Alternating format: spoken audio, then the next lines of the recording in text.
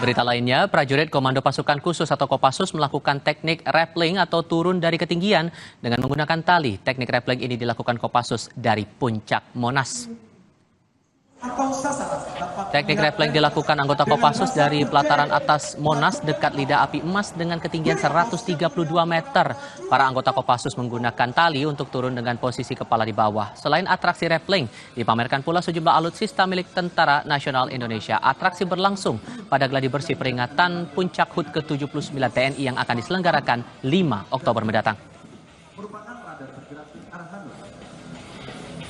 Yang disusul dengan satuan jajaran jenis TNI Angkatan Darat.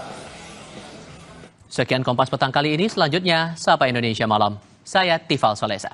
Dan saya Nilu Puspa, terima kasih atas perhatian Anda. Pastikan terus bersama kami di Kompas TV, independen, terpercaya. Sampai jumpa.